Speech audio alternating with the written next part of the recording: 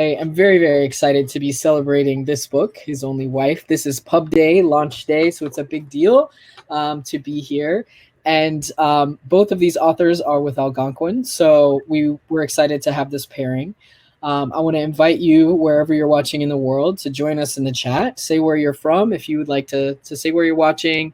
And also know that you can ask a question in the Ask a Question box at the bottom center of the screen. So that's available for you. And I want to go ahead and read our authors' bios so you know a bit more about them before we jump into the conversation. So Peace is a Ghanaian writer and senior lecturer in gender and international politics at the University of Bristol in England. Prior to that, she was a research fellow at the University of Ghana. She has published several short stories, and her book, Global Norms and Local Action, The Campaigns to End Violence Against Women in Africa, was published by Oxford University Press in 2020. She holds a PhD in Public and International Affairs from the University of Pittsburgh and a BA in Geography from the University of Ghana. She was born in Liberia. And she's joined tonight by Gabriel Bump, who grew up in South Shore, Chicago. His nonfiction and fiction have appeared in Slam Magazine, The Huffington Post, Springhouse Journal, and other publications. He was awarded the 2016 Deborah Schlossberg Memorial Award for Fiction. He received his MFA in fiction from the University of Massachusetts at Amherst, and he lives in Buffalo, New York. His book, Everywhere You Don't Belong, came out, I believe, in February of this year from Algonquin. So we're going to be talking about a little bit about both books. We hope that you'll go home with both tonight. But we're really celebrating His Only Wife because it is this book's birthday today. So welcome to you both. Thank you so much for being here. It's a real treat.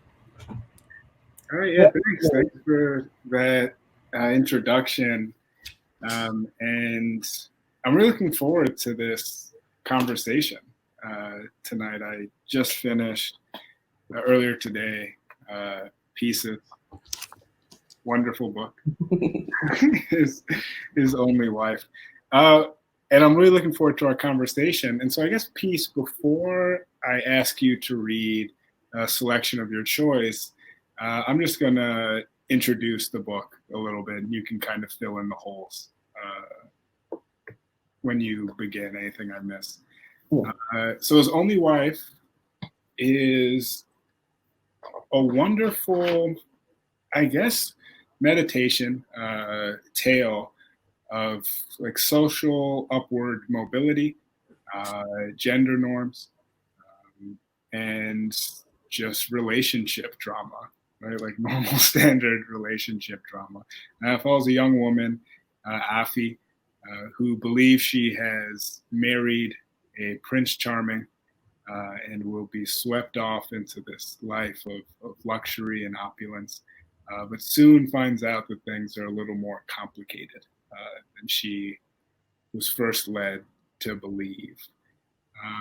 And that's all I'm going to say for now. I read one review from Charis, I believe, that compared this book to Crazy Rich Asians, a book that turned into a movie that I actually really like too.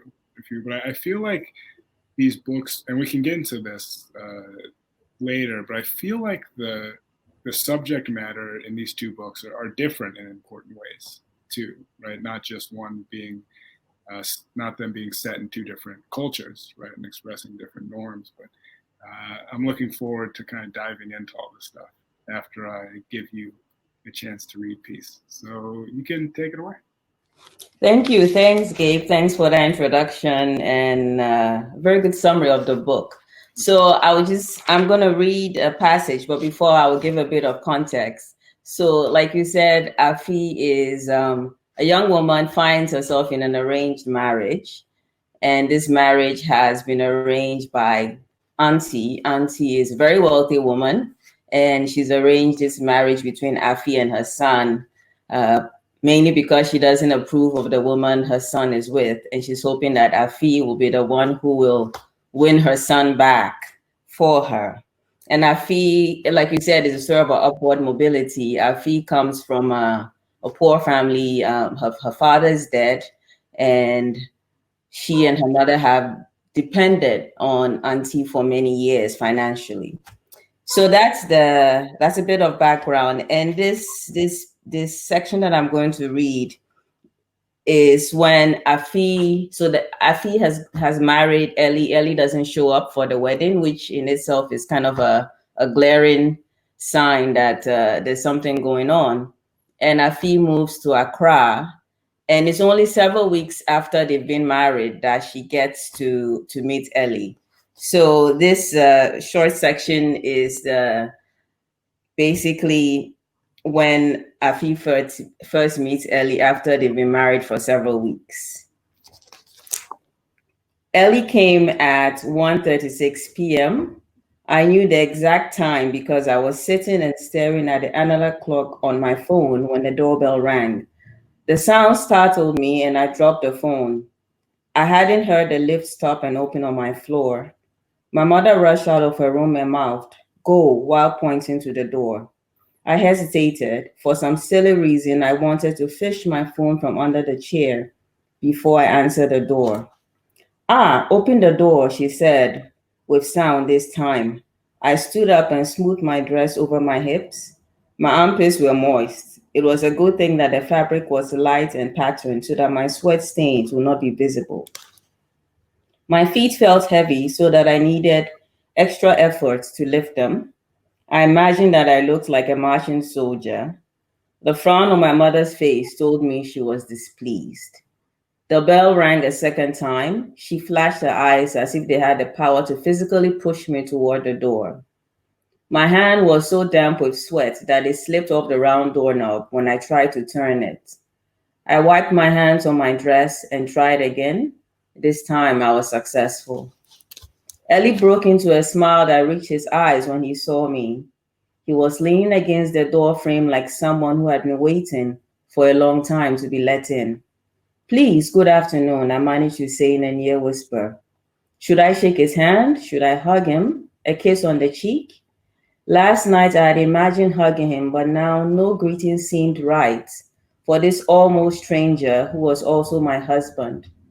It didn't help that he was jauntily leaning against the door frame and openly staring at me, his smile intact.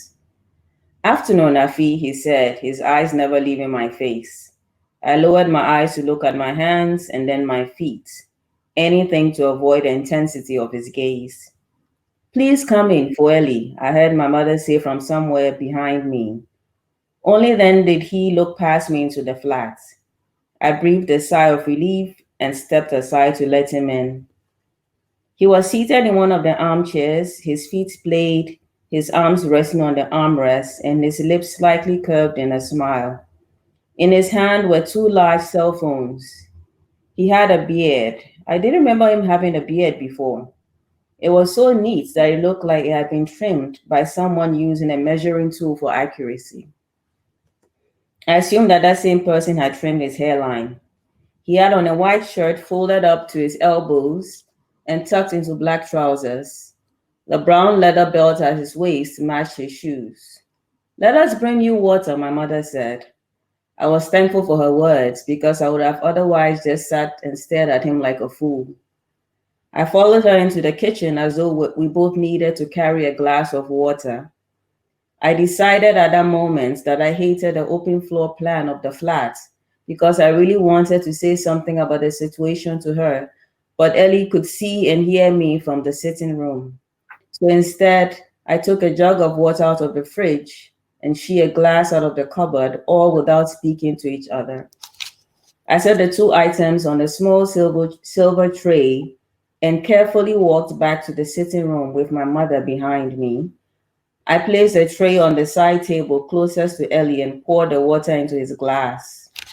He lifted it to his lips and I went back to sit on the edge of the couch with my arms folded in my lap. "Weasel," my mother said when Ellie set the glass down. "Yo, how was the journey?" she asked him in Ewe. "It went well." "Your siblings," she continued, "they are well." "Weasel," my mother said again. "Yo. You are the ones looking after people," she said, nodding her head. "You as well. You are the ones who have worked so hard," she said, still nodding as though agreeing with herself. "You as well." "Are you well?" he asked. He looked at my mother, then at me. As he said this, "We are well," she replied. I remained quiet like a child in the presence of two adults having a conversation. Well, I brought your wife and decided to stay with her as she waited for you, my mother continued. Thank you, he said. Are you well, he asked again, this time looking directly at me. I nodded and managed a weak smile. He nodded as though satisfied.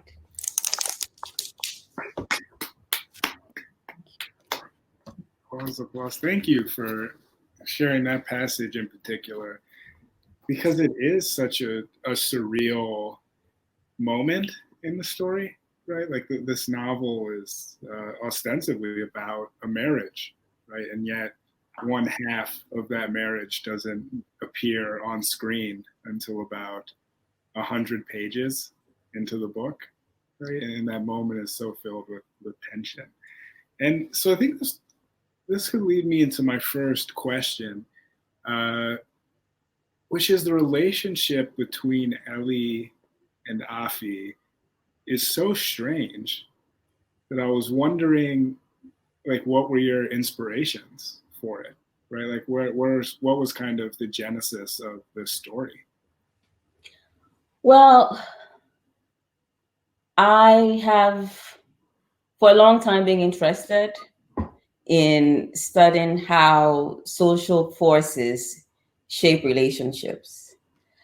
So yes, it's a relationship between Afi and Ellie, but there's so many other people involved in that relationship. It's actually a relationship between families.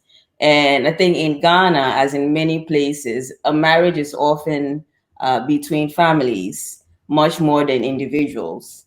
And a lot of people have a say to an extent in what happens within marriages. So I really wanted to explore this, and it's also partly because of my research. So I work on a variety of issues, but mainly violence against women in conflict. And when I started my PhD in 2007, I began researching intimate partner violence. And during this time, I did field research in Liberia and also in Cote d'Ivoire. And one of the things that came through to me when I did interviews with women who were in abusive relationships, this was physical violence. And I should say there is no physical violence in the relationship between Ellie and Afi. Well, actually, I'm going to ask you about, but I'll save that for the next question. Yeah, okay. But something that quickly stood out to me when I would interview women who had been physically abused, and they would tell me that I wanted to leave the relationship, but my parents said no. Or I wanted to leave the relationship, but my friends or my neighbors said I should stay and not get a divorce, not get the police involved. So that really got me thinking about how the people around us shape our relationships and shape the things that we do within romantic relationships. And really that was the inspiration for me to write about Afi and Ellie, and that kind of explains the nature of this relationship that they have.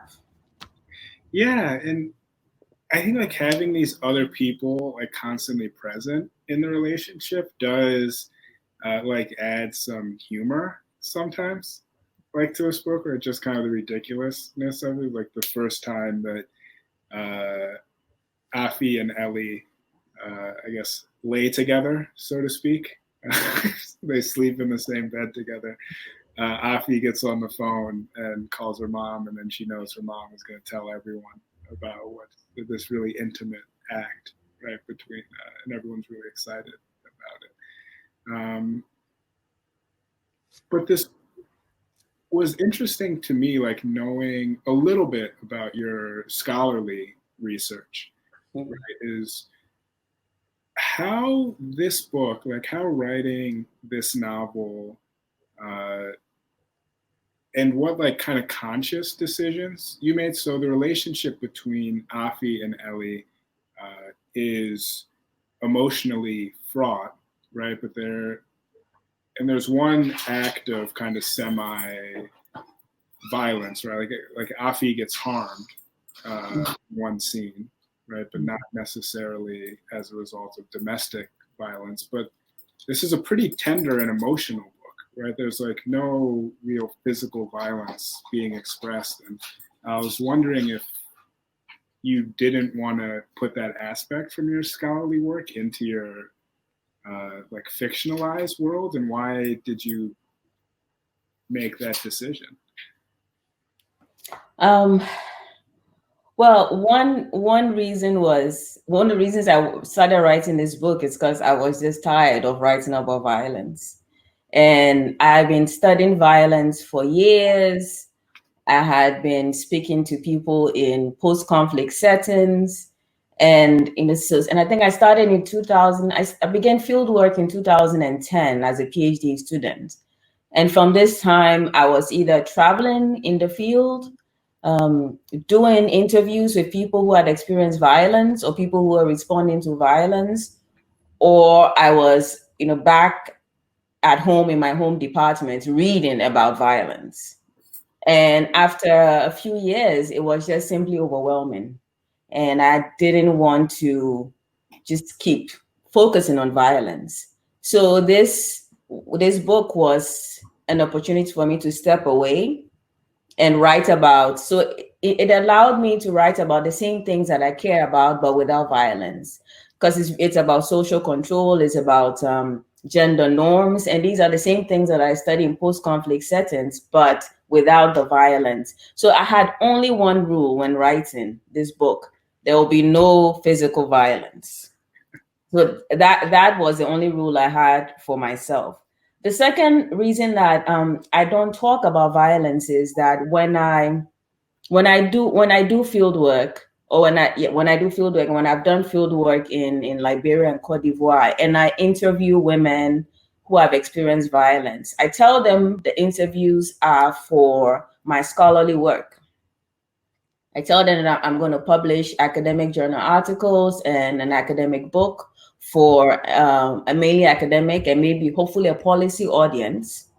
I don't tell them that I am, collecting their stories for a novel. So for me, I think it's unethical to an extent, and it's something that I grapple with. I think it's unethical for me to mine their stories and put into a novel when I told them initially that I was conducting these interviews for scholarly work. And so for that reason, I have avoided bringing any of the stories that I gathered in the field into any of my fictional writing for this reason, because unless I could go back and tell the people that, look, I've decided to write a novel and I might incorporate some of your stories, which I don't think I'll be doing. So, I mean, these are the two connected reasons why there isn't violence in the book. Yeah, and I think that's, well, I mean, it's really interesting because without, and I don't know, I guess I was reading like some of this book, like waiting for Ellie to take that real like villainistic turn, right? Like to kind of become a real just like violent figure, because it seems to be looming, right? Like the power dynamics between them are so skewed, and this man seems to be like angry most of the time, like annoyed. I feel like the book is all the more like powerful because the pain that Afi is experiencing is really deep. Like she's really just struggling to figure out what is like happening inside like her place in this really strange situation. So that restraint was like interesting, and it kind of propelled me through the book, like in a way, right? Like it was I don't know, it was really enjoyable, right? And even hearing you talk about having these like separate rooms in your brain, I guess is how I'm envisioning it. There's academic piece, and then there's fiction piece, right? So how did fiction piece, who is this tremendous like imaginative writer, how did she come about, right? Like when did you kind of start messing around with this other form of expressing yourself and depicting the world? I began writing really early. I was about 10, and it wasn't because I wanted to be a writer, but for a very simple reason, in that I read really quickly and books weren't being bought quickly enough for me. So I decided to just write my own books. And so I would like come back from school and pretend to be doing schoolwork, and I would just spend the time writing stories and writing novellas for myself. And I had it wasn't like I was 10, but it was like an entire process where I would write a story and set it aside for like a week, because I wanted it to feel like someone else had written it. So I needed that distance. So I'll write and then set it aside for a long time and then come back to it to read. So that is how I got into writing fiction. And I realized that I enjoyed writing almost as much as I enjoyed reading. So I stuck with it. So even when I had lots of books, I still continued writing. And even as an adult, many years later, writing for me remains fun. And when I want to take a break from academic writing, I write fiction. And something I do to motivate myself during the week is say, if you're really good this week, if you complete a research paper or you grade all your students' exams, you can write fiction over the weekend. So I reward myself with writing fiction. So that is how I began writing fiction. So how does it feel now? I guess we were talking a little bit in the green room.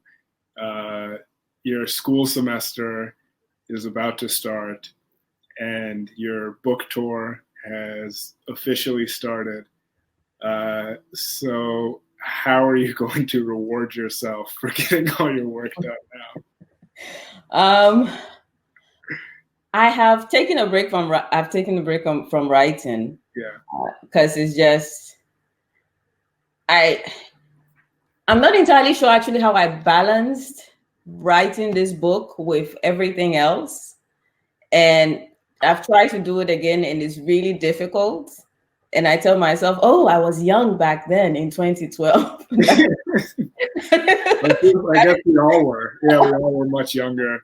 Yeah, that is why I could wake up at 4 o'clock in the morning to write fiction until like 6, and then I would switch to nonfiction. So, but I've decided to take a bit of a break from writing fiction to focusing on reading. So I'm doing more reading now, more reading of fiction, in that it doesn't strain me in the way that writing fiction and then writing multiple research projects at the same time does. So I'm mostly reading fiction, and hopefully when the semester settles down a bit, I can go back to writing fiction. Yeah. So just curious, how many virtual classes do you have to teach? Well, so I'm very fortunate in that I only have one course that I'm teaching this term. But yeah, it's been broken into like tiny units. So I think I have like 4 groups or so, but it's still only one course. Yeah. And so I guess because you went to school, I guess graduate school in the States, right? Yes. At the University of Pittsburgh. And I guess that you've just had a book come out for an American audience, right? But you yourself have lived in Ghana and Accra, right? And now live in Bristol. So I guess my question is, you do give this like really interesting and full, from my perspective, like depiction of a somewhat everyday life in Ghana in your book. And were you thinking at all about like writing for an American audience, right? Like, or are you just kind of writing the book that came to you? I was thinking about an audience, but not an American audience. Yeah. So which audience did you have in mind? Ghanaian women. Yeah. I thought Ghanaian women are going to read this book. What are they going to think? What are they going to think about how Ghana is represented, about how Ghanaian women are represented? And I've heard people say, you know, when you write, you don't have to focus on the audience's focus on your material and enjoy that process. But at the same time, if you have 2 or 3 novels about Ghana being published internationally a year, or maybe more, but I don't think that there are like 50 novels set in Ghana that are published in North America and Europe every year. For that reason, every novel that is published has the potential to be seen as representative of Ghana, because they're just and the publishing industry in Ghana is very vibrant. There are a lot of exciting books that are being written, they're being published, but I think some of them are mainly being read in Ghana and might not be read outside of Ghana. For that reason, there are fewer books set in Ghana that are being read or available for readers who are not in Ghana or in Africa.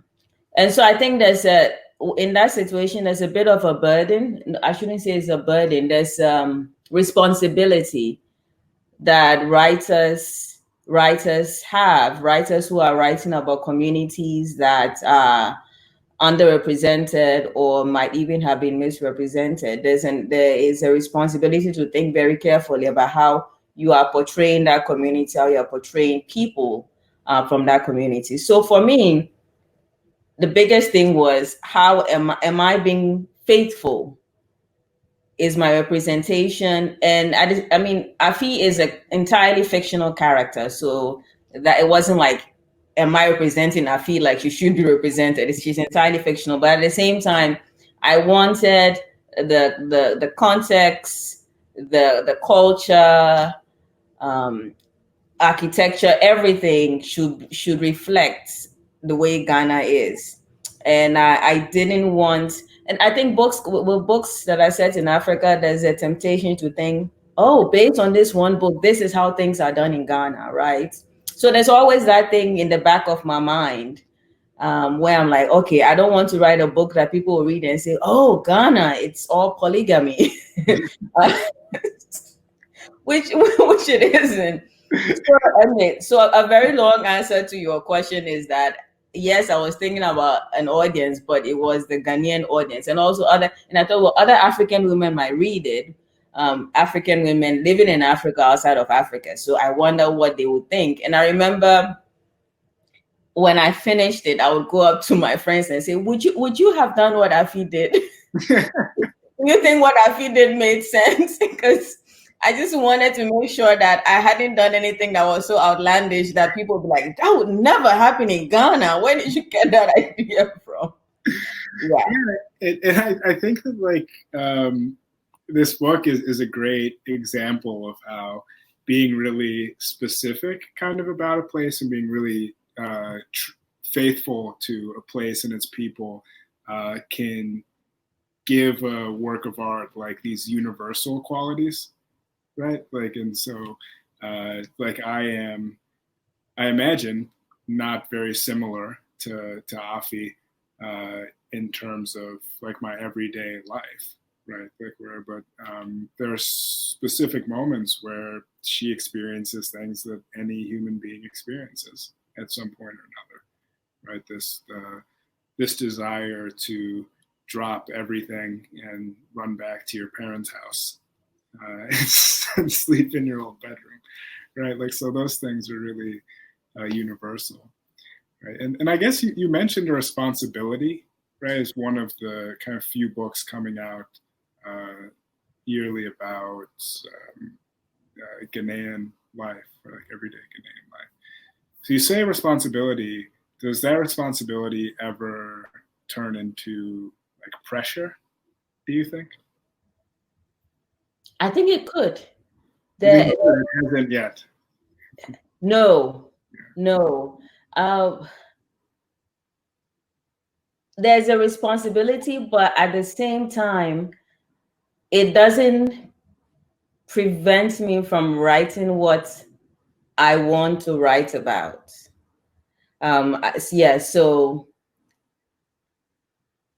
I think because I care about how Ghanaian women or African women are written about and are spoken about, so it's something that I want to do anyway. So it's not like, oh, I wanted to write some stereotypical story and I can't write it because I'm afraid that people will be upset. I do care about representation, so I don't feel like it's confining me. But at the same time, I can see how it could, in some way, restrict what we write, and that's something that I am paying attention to. But at this stage, it's not something that it's not a problem that I'm experiencing. No. Yeah. And so I get just to like wrap up, and then we can let some audience questions come in. But I am interested to, and we spoke a little bit about this in the green room. But you seem to be such an intelligent and keen, observant mind, right? And I wonder, like, what are you kind of processing as someone that has lived on 3 different continents, right? It's like, how are you processing the state of the world right now? And I think that, like, that is a big question, but I think that, like, your work, which your book that came out in March, you know, spans Africa and Latin America, right? And kind of the plight of women in these countries. And so do you have any grand insights for us lowly people for what is kind of happening in the world right now? Oh my gosh, grand insights. I don't know if I have grand insights. I've been thinking a lot about the implications for the present global political situation on women, Yeah. on violence, because what we are seeing, I mean, and there are different ways that we're seeing this happen. One is that, for example, we've seen reduced spending on women's reproductive rights. And so organizations that rely on, you know, this funding in Africa and Latin America, they are no longer able to offer, you know, the services that they were offering to women.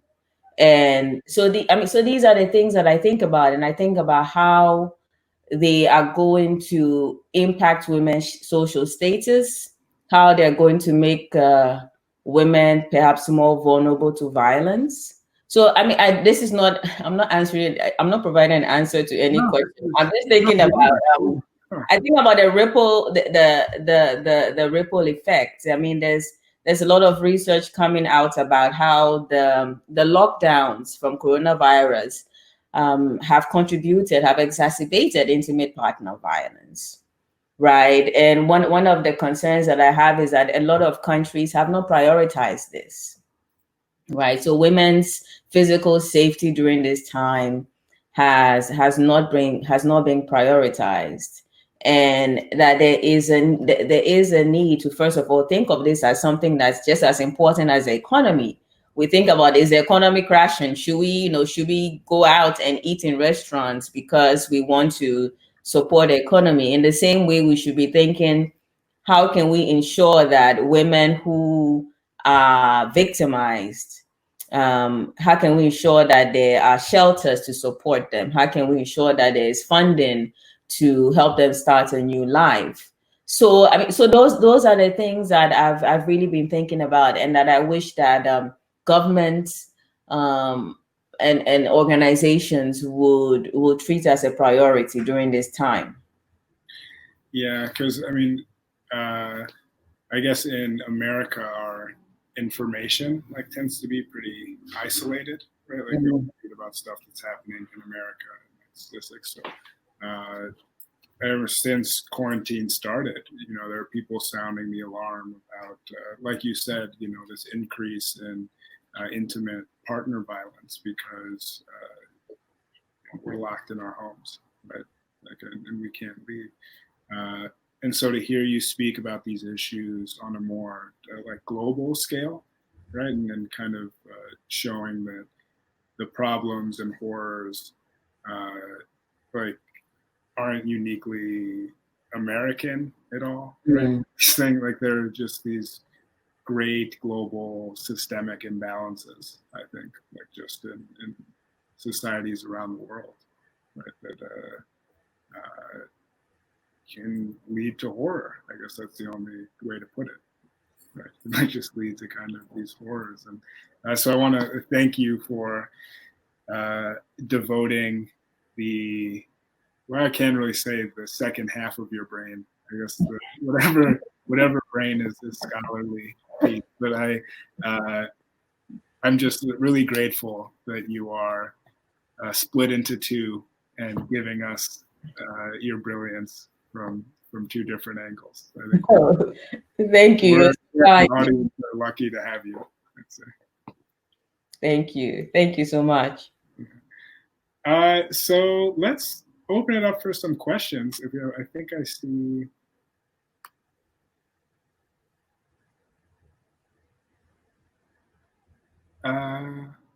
So here's one. So without spoilers, would you speak about the other woman in the novel and how you approached writing Afi's perception of her? So without spoilers, I was trying to tiptoeing around that because I didn't want to give up too much, but there is an other woman in this. Yes. There's an other woman. She's Liberian. So so she's a Liberian woman, and for reasons that I can't tell I can't tell you, the family disapproves of her, and Afi learned about her secondhand. Really, almost everything that Afi knows about the other woman there are things that she's been told by other people, and mostly people in Ellie's family or Ellie's relatives. So yes, there is the other woman, and throughout, almost the entire book, everything that Afi knows about her is or things that she's been told by other people. Yeah. So how did you go about, like, how was it writing that relationship that I guess pretty intimate between two people that have never met each other and don't necessarily know anything, but they, in a sense, are sharing a husband. Yes. So how did you go about like writing out that relationship? How was that? Yeah. Well, I think there's a lot of people drop hints. So the various characters throughout are dropping hints. Various characters are discussing their experiences with the woman. And so I ensure that there were people who were connected to the woman and were also connected to Afi, which meant that she could get information. So it was important that they have people in common, apart from Ellie, that they have people in common who could like take information back to Afi. Yeah, and Afi doesn't, I guess, really seem to hate the other woman. It's just, as you buy and read the book, as you should. It's a very important relationship to uncover. But then I was wondering, like, what is the significance, if there is a significance, again, for our, it's mostly American audience here, for this other woman being Liberian and Afi and her husband being Ghanaian. Is there a cultural tension between those two places? Well, there is a bit of a cultural tension in that. There are similarities, but also a great deal of differences between Ghanaian and Liberian culture. And one of the reasons that Afi is attractive as a partner to Ellie, or one of the reasons that his family sees her as attractive, is that they know her. They're comfortable with her. And I think that's just how we are as people, right? we are comfortable with people that we know, people who are similar to us, who speak our language, who know our ways. So yes, she is from a different country. And for that reason, there is some distance between her and between Ellie's family. So I think that was a significance of having her being from Liberia. But also I was born in Liberia, so I just had to throw in my birth. So you are the other woman. Yeah. Well, because what I do like about this book is that like it treats and again, this is why I think that it's like important for an American audience to like read a book like this, right? Like it treats Africa as the diverse place that it is, right? Like so there's Africa isn't spoken of as a country, right? Like and I feel like there's a lot of literature that we can read in America that views Africa that way. We're seeing the differences with like the Cote d'Ivoire, Liberia, and Ghana, right, playing a part, kind of these places triangulating. Mm-hmm. So yeah, let's see if we have.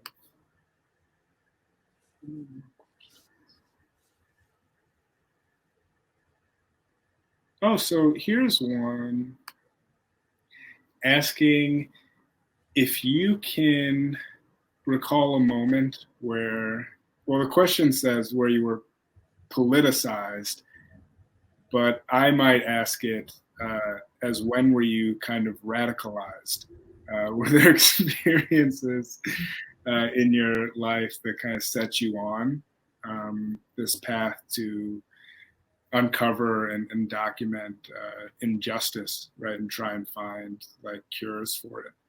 I guess from an academic stance. Radicalized. Those are huge words. Radicalized is my word. Like you said in the beginning of the conversation, you tend to write stuff with like policy outcomes in mind, right? So maybe politicized is a better word.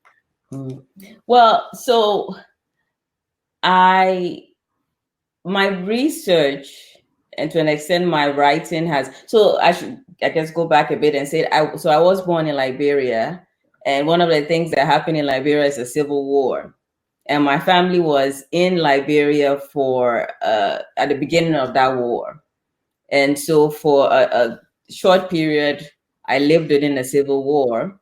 And then my family moved to Sierra Leone, so I got to experience life as a refugee. So there's that. And then luckily our home was Ghana. We had family in Ghana. And so we could go back home to Ghana. Lots of people, like Liberia was the only home they had. So for a lot of people, going back wasn't an option. But I think that really influenced me to focus on conflicts, on violence against women. I don't know what I would have done. I don't know what area I would have specialized in otherwise. But I do know that having experienced conflict, I think since I was like 10 years old, I've been analyzing conflicts. I'm like, why do civil wars happen? Right. And so these are questions that I've been asking myself forever. And I did a PhD because after I finished my master's, I kept thinking, I'm still not smart enough to solve these problems. So, and that was when I was naive enough to think that I could like solve the world's problem. So I was like, I need to do a PhD, policy focus. Because of that PhD, I can definitely make a difference. So yes, so it wasn't like being politicized, but I think the experience of conflict made me want to study conflict and hopefully positively impact people who have been affected by conflict. Yeah, and I mean it's an interesting time to have that toolkit. I guess it seems like we're just surrounded by constant conflict, and people of like varying degrees of severity. Right? Everyone probably like me is very confused, and so hat off to you for solving We're trying to solve the world's problems. Now, do we have? I know. What time is it now in Bristol? It's 1:15 a.m. +1. But see, I didn't even realize the time. I'm really enjoying the conversation. Well, okay, so you managed not to fall asleep on it. We had a plan. If she fell asleep, I would just have kept going. Wait for her to come up. But if we don't have any more questions, I'll just close by saying, I think that we all kind of need this book right now, mainly because of what we kind of started out the conversation saying. This is a great book for escaping kind of the horrors in the world, right? And like I said, was reading this expecting some like monstrous thing to happen, right? Like some really evil, just dark thing to happen. And I feel like we are just wired like that now. Like our expectations for disaster are so heightened that it was nice to read a book about a really smart, tough, industrious woman just making a better life for herself, right? Or trying to. Whether that is with Ellie or not is up for you to read and find out. So thank you everyone for coming. Peace. Thanks so much for this conversation. Yeah, thank you. Thank you so much for joining me. I've enjoyed this. Yeah. Yes, thank you both so much. This is a lovely conversation. To everyone who's watching at home, I want to draw your attention to that teal button at the bottom. That is where you can click right there. Yes. And you can buy a copy of His Only Wife. You also can buy a copy of Gabriel's wonderful book, Everywhere You Don't Belong. I know that you are going to want both of those books. So please go ahead and click on that. The other thing is that all of our events are free and open to the public. We're just glad you're here. And we know everybody's finances are all over the place right now. But if you are able to support the work of Charis Circle, our nonprofit, that's how we pay for this virtual platform. That's how we do all this work. So even throwing $1 our way really helps us out. And we are very grateful for anything folks are able to do. We're glad to see that folks were watching from Quebec and from, all over the place. It's always nice to have a receptive audience. So thank you all for being with us. Peace. Thank you so much for staying up late and happy book birthday. Yeah, I know this book is going to go far and reach a lot of people. So yes. Until next time, please stay safe and be well. Thank you. Bye. Thanks for having me.